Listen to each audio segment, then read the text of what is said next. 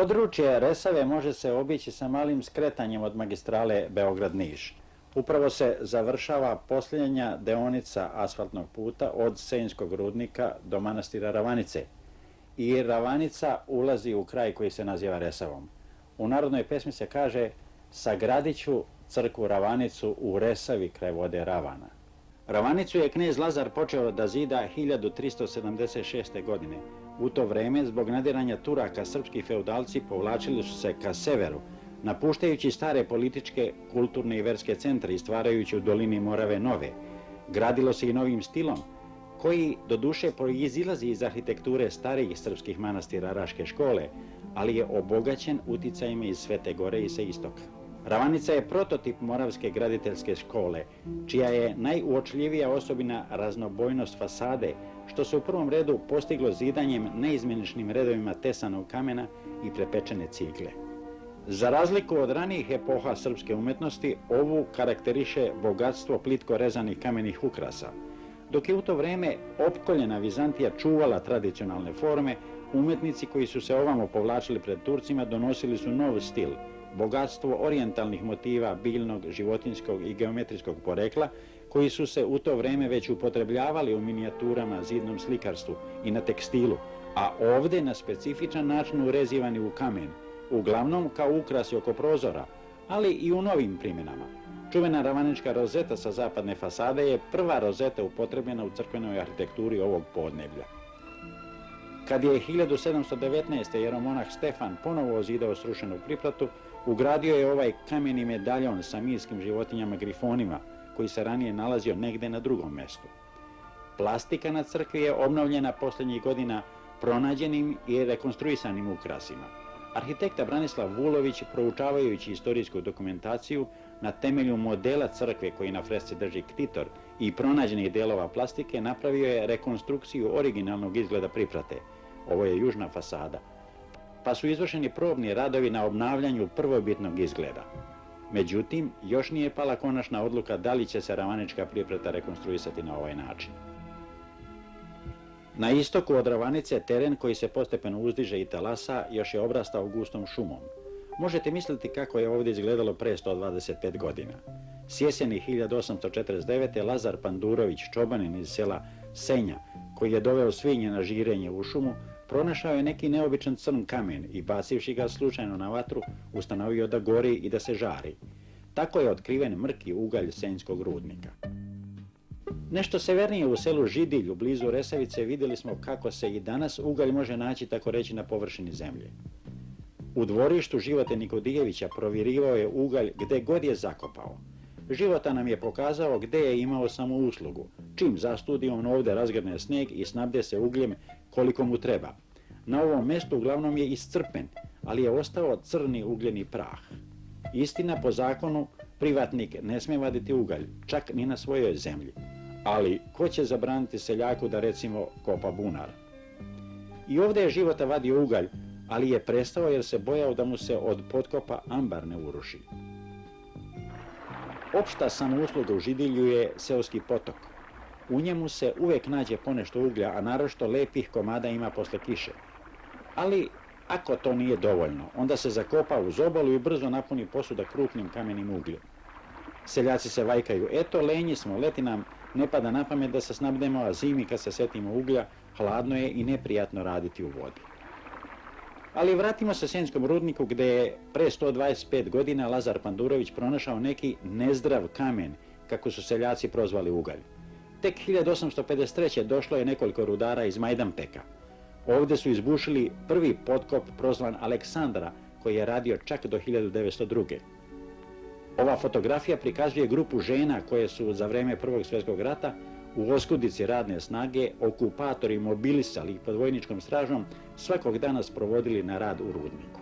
1926. godine je štrajk rudara počeo kad su se skupili na ovom mjestu, a onda otišli pred potkop Aleksandra, gdje su održali zbor. Bio je to ko zna koji po redu štrajk od 1903. kad su senjski rudari prvi put obustavili rad. I ova fotografija štrajkača iz 1926. jedan je od retkih zabeleženih trenutaka iz duge borbe rudara ovog basena za bolje uslove života i rada. Još stoji nekoliko kućica starog rudarskog naselja Izgrađenih valjda pre gotovo jednog veka, jer ih ovakve pamti iz svog detinjstva sada penzionisani rudar Radovan Marković. On nam reče da su takve zgrade predstavljale bolje stambene prostore senjskih rudara. Dosta ih je živjelo u zemunicama, izbušenim na obronku zvanom Planir. U Senjskom moravskom rudarskom basenu radio je velik broj kvalifikovanih rudara iz ostalih krajeva naše zemlje. Jedan od njih je Dalmatinac Josif Tatomir iz sela Biočića između Knina i Drniša, koji je rudarsku karijeru započeo u rudniku Siveriću, a 1935. kad je imao 22 godine došao ovamo i ovdje dočekao penziju. Sada živi u Resavici. U Resavici kao penzioner živi i Slovenac Franjo Lampert, koji je sa ocem rudarem došao u Srbiju kad je imao svega 6 godina, pa je svoj radni vek proveo u Rembasu i ostao ovdje zauvek. Otac mu je radio najprije u Kostolcu, pa u rudnicima Jermi i Kresibabi. I onda je tu napustio, onda smo došli u rudnik Bare. Tu sam počeo da radim, nisam imao ni punih 13 godina. Senjski rudnik je bio u državnim rukama, a Bare, Sisevac i neki drugi iz ovog basena u privatnim. U takvim je eksploatacija radnika bila potpuna. Lampert nam je pričao o takozvanim tantuzima.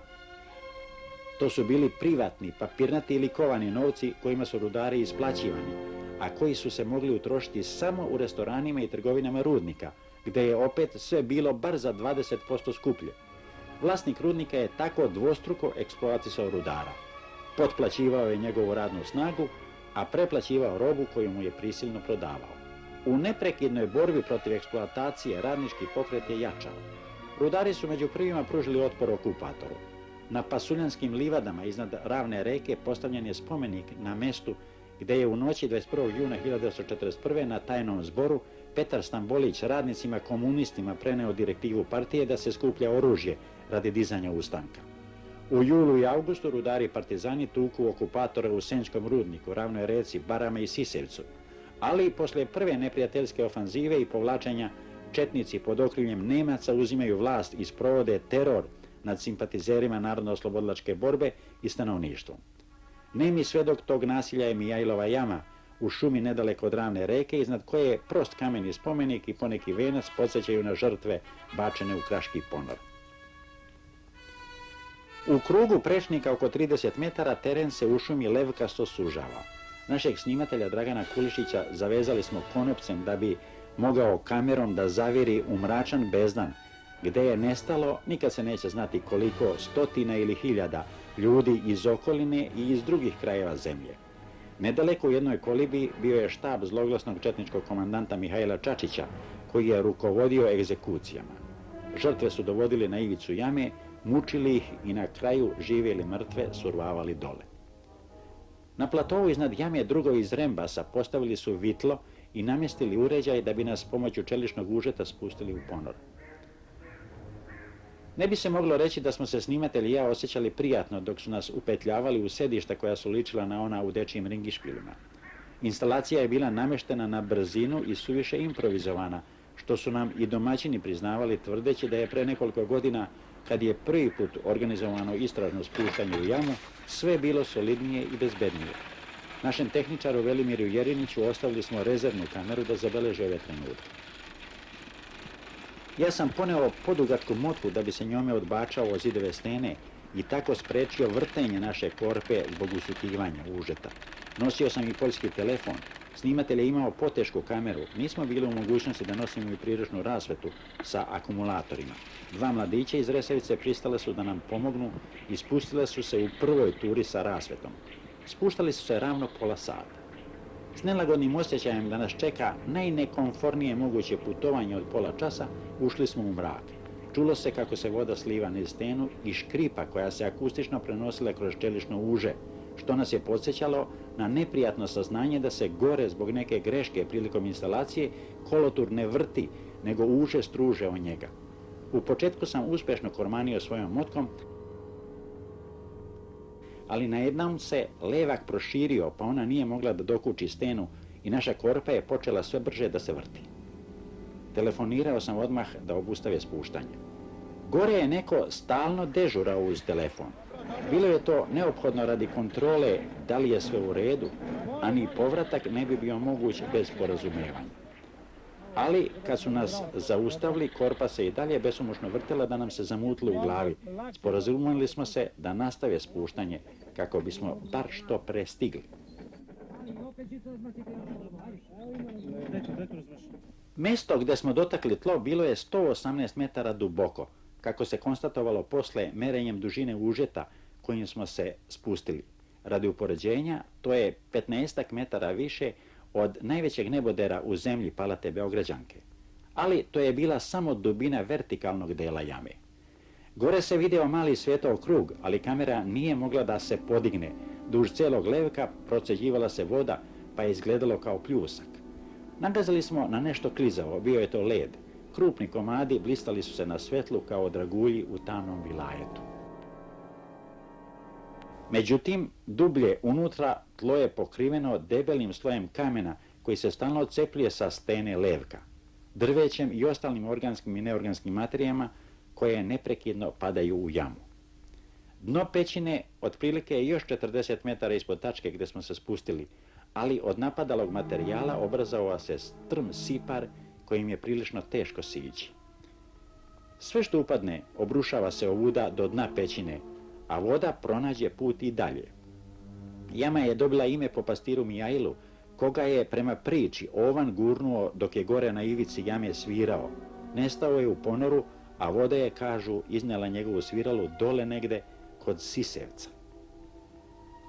Uz pomoć dvojice dobrovoljaca iz Resavice koji su se s nama spustili u jamu i osvetljavali nam, Slobodana Zrnića električara i Đoke Lacija kinooperatera, dospeli smo do povelike krajnje dvorane iz koje na izgled nema dalje puta, ali sigurno je da postoje kanali kojima voda otiče.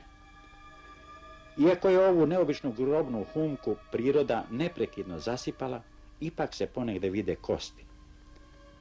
Nameravalo se da se preduzme iskopavanje radi sahrane gore, ali zar ima dostojnije grobnice od ove utrobi zemlje koji će čuvati vekovni pećinski ukras, veličanstveniji spomenik od ikakvog koji bi ljudi mogli da podignu na površini zemlje.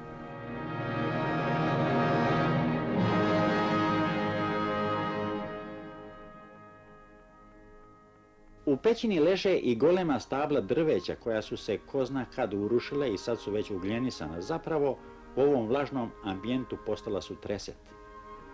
Pored ostalog, dole smo našli i jelensku glavu, ili se nesrećni jelen okliznuo, ili je seljak lovokradica, želeći da uništi dokaz, bacio glavu s rogovima u ponor. U šumama južnog Kučaja zapaćeni su jeleni i dobro su se održali. Ima dosta autohtone divljači, zečeva, srna, lisica, divljih svinja. Često se dogodi da divlji vepar opaše domaću svinju, a mladi se čim odrastu odmetnu u šumu i postanu divljaci. Nedavno se pojavio i medved koga ranije nije bilo u ovim šumama. Kažu da se doselila nova zverčica, kunopas, koja je navodno došla čak sa Kavkaza. Seljaci u šumi mogu da nađu lep izvor prihoda. Krajem maja cele porodice dođu da beru pečurke. Šumsko gazdinstvo otkupljuje po 15 do 30 dinara kilogram varganja i izveze ih po nekoliko vagona u Italiju. U proleće i sezona puževa otkupljuju ih po 5 dinara kilogram.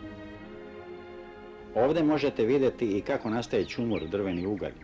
Od 50 do 100 kubika bukovog drveta naslaže se u kupu koja ima rupu u sredini. Posle se gomila prekrije zemljom, a u rupu ubaci žar. Drvo će sagorevati 10 dana uz minimalno prisustvo vazduha. Kad se zemlja skine i ugasi žar, dobili smo ugalj za roštilj ili filtriranje u industriju. Šumsko gazdinstvo Morava iz Svetozareva, koje upravlja ovim šumskim područjem, redovno pošumljava ogolele i sečene delove. Mahom se sadi i crnogorica, bor, smrča i jela. Međutim, kučajskim šumama svojstvena je bukva. Od davnina ona ovdje najbolje uspeva. Pored Resavine pritoke Vinatovača je šumski rezervat istog imena.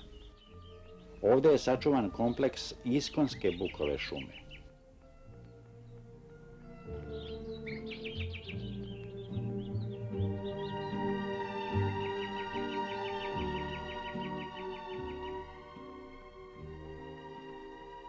Ima mnogo potoka, ali retko koji od njih normalno završi svoj tok.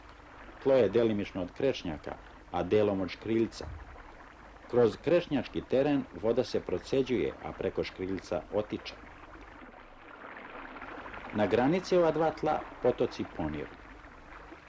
Obično nestanu u nekoj pećini ili jami, a ponekad se i ovako na jednom razliju u močvaru i usahnu. Među najlepše predele južnog Kučaja ubraja se dolina Nekudovske reke. Nekudovska reka, koja će također završiti svoj tok kao ponornica u jednoj pećini, provlači se sa travnim ćilimom koji je opasuje kroz živopisan predeo od stena i šuma. Iznad njene obale na jednom se ukaže brežuljak niz koji se sliva voda. Zapravo to je izvor bistre hladne vode koji nikad ne presušuje. Kroz hiljade, ko zna možda i milijone godina, njegova voda neobično bogata kalcijom bikarbonatom stvarala je odmah po izbijanju sedru i tako se nataložio breg. Na njegovom kraju izvor se stropoštava kao vodopad. Zovu ga praštalo, valjda zato što voda prašti, rasprskava se. Liči na šedrovan, na fontanu koju je projektavao maštoviti arhitekta da ukrasi raskošni vrt.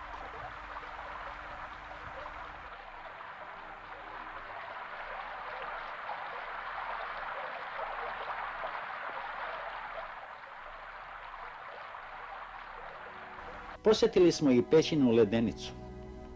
To je jedna od onih retkih špilja čiji je otvor okrenut severu, pa preko zime vetrovi nanesu duboko u nju sneg koji se pod sopstvenom težinom pretvori u led. Kako leti ovamo ne dopre sunce, ni tople vazdušne struje, led se nikad sasvim ne otopi, nego se formira nakit koji je kao onaj u kraškim pećinama, samo što nije od kamena nego je od leda. Kad se osvetle, ledeni stalagmiti presijavaju se kao kristali. Priča se da je neki hajduk Pavle, koji je presretao turske karavane, a skrivao se u obližnjoj pećini, koja se sada zove Pavlova kancelarija, ovdje preko leta u hladovini držao namirnice. Zadesili smo se na Kučaju u vreme kad su se ovce isterivale na planinu. Preko zime su u selu i hrane ih senom. Početkom maja jaganjci se odbijaju od sise, obično se tada prodaju, a ovce se teraju na bačije. Ranije je svako domaćinstvo imalo svoje bačije, a sada, kada je ovaca manje, više njih iz jednog sela udruži se u smešu, kako oni kažu, jer pomešaju ovce. Pa se oni, čije su ovce zajedno, zovu smešnici. Iz godine u godinu sve ih je manje. Neprodana vuna godinama stoji na tavanima, a odgajivanje ovaca je u našem vremenu nerentabilno. Tuže se da ne mogu da dobiju ni industrijsku sol, nego moraju da kupuju skuplju kuhinsku sol. Jedan od smešnika organizuje o svom trošku bačije i čuva ovce preko leta do kraja avgusta.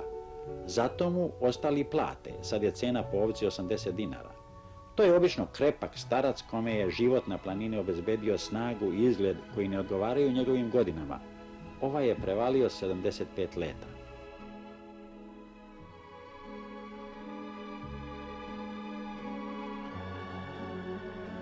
A ovaj čak 81.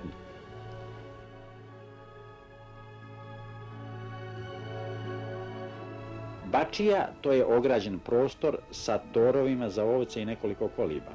Vlasnik plati šumskom gazdinstvu zakupninu za zemljište i naknadu za upotrebljena drva u srazmjeri sa veličinom zemljišta i brojem ovaca, od 1000 do 2000 novih dinara na sezonu. Stamat Milovanović iz sela Popovnjaka čuvat će ove godine 120 ovaca, što svojih, što još 13 smešnika. Za svaku ovcu vlasnik plati popaš u šumskom gazdinstvu 15 dinara. Stamat će sa ženom do kraja avgusta boraviti u jednoj od 3 kolibe, koliko ih ima na bačiji. Koliba je od drveta preko kojeg je ter papir i još pokrov od paprati.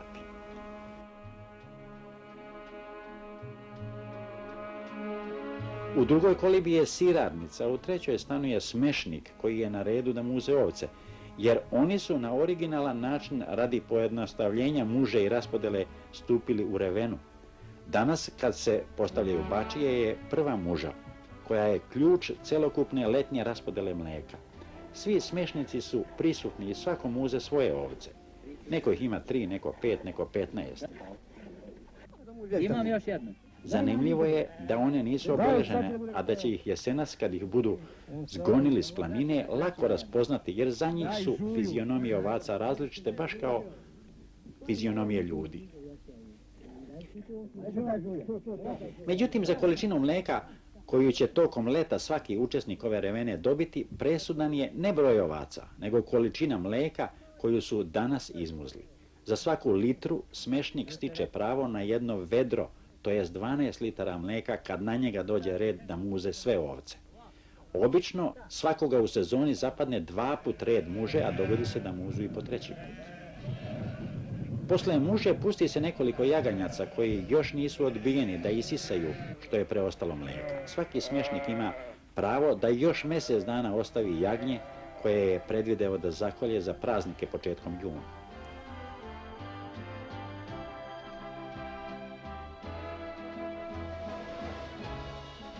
Mlijeko se zatim izmeri na kantar u istoj posudi.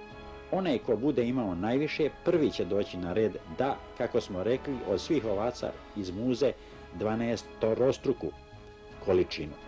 Neko će musti više dana zaredom, a neko samo 1 dan. Prosječno ovca u 3 dnevne muže da svega do 1 kg mlijeka. Vodio se tačan zapisnik koliko je ko izmuzao u ovoj prvoj presudnoj muži. Ukupno od 120 ovaca 76 kg mlijeka.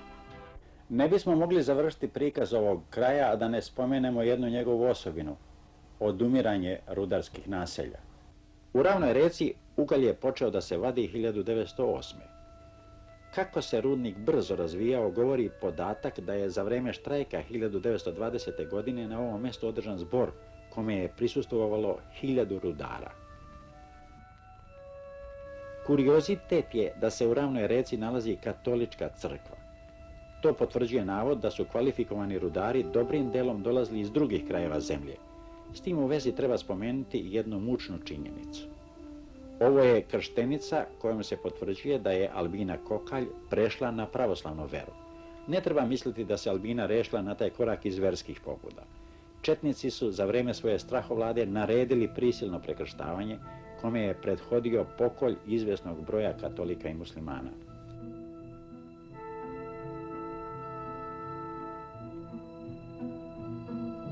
Napuštene rudničke instalacije pokazuju gdje leži uzrok propadanja nekad naprednog naselja. Iako u ovom reviru sav ugalj još nije iskopan, sa širenjem područja eksploatacije na sever pomicao se i administrativni i tehnički centar. Sada se i u okno ispod Ravne reke stiže potkopom iz Resavice. Ostale su puste ne samo kuće, nego i cijele ulice, iako naselje nije sasvim odumrlo, jer ovdje još žive penzioneri i rudari koji odlaze na rad u Resavicu. Ali, kao što u ratu poražena vojska napušta položaje, tako i ovdje život postepeno uzmiče iz kuća. Opusteo je već i jedan deo školske zgrade.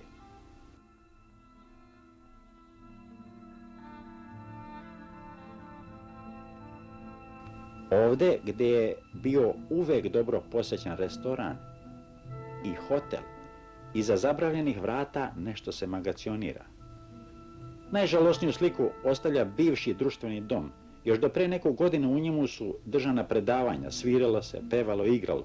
Kad je pre 3 godine održana posljednja bioskopska predstava, zgrada je ostala prazna i ničija.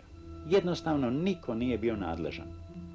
Onda je jedan izvalio prozor, drugi vrata, treći su skinuli parket. Ostao je optužujući spomenik našem mentalitetu.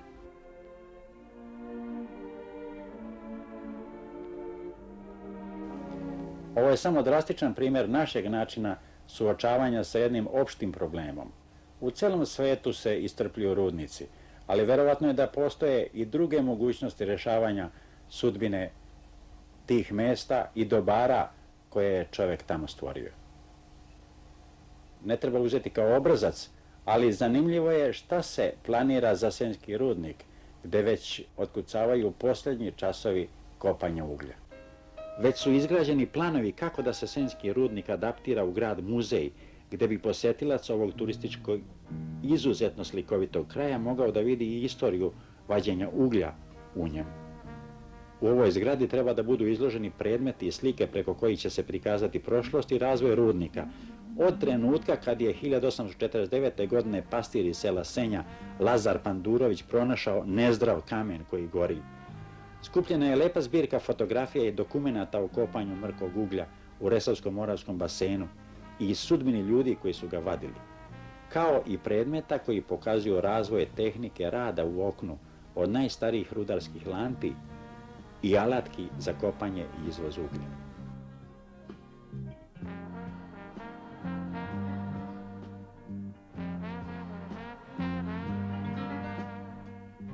Drugi deo bila bi postrojenja i mašine koji su ostali na svojim mestima.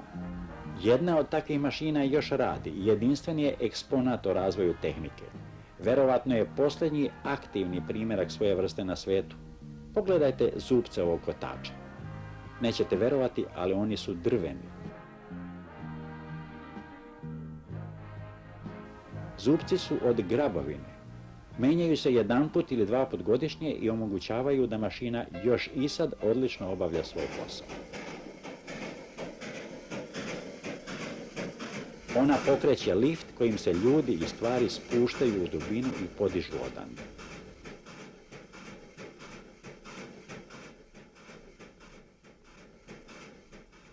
Mašina radi na paru. Obavljat će ovaj posao dok se bude kopalo u Senjskom rudniku, a onda će kao i drugi predmeti i instalacije u ovom gradu muzeju služiti da se podsjetimo na rudare, tehnologiju, društvene odnose, strojeve i firme koji više ne postoje. Ali ne može svaki napušteni rudnik da postane muzej, a ovdje ih ima dosta, Bare, Sisevac, ovo je Makvište gdje baš više niko ne živi. Nemojte misliti da ste pogrešno čuli, ovo su ruševine zgrada zidanih posle rata. Kažu da se ovdje gradilo još pre 10 godina. Čovjek ne može da se ne zapita nije li umjesto podizanja rudarskih naselja nekad bolje organizovati saobraćaj, ili možda je trebalo graditi provizorno, ili može li se obezbediti drugi način privređivanja u mjestima gdje se više ne kopa. Ovdje je kasno tako rezonovati. Možemo se samo zapitati kako da se iskoriste ove zgrade koje su još u dobrom stanju. U rudniku žele da ovaj prazan hotel postane turistički objekat ili odmaralište. Voljni su da ga ustupe u tu svrhu, kao u ostalom i druge zgrade ovdje ili još bolje očuvane u Senjskom rudniku. Srećom, takva rješenja su mogućna u ovom kraju gdje je priroda bila blagonaklona, a istorija ostavila zanimljive tragove.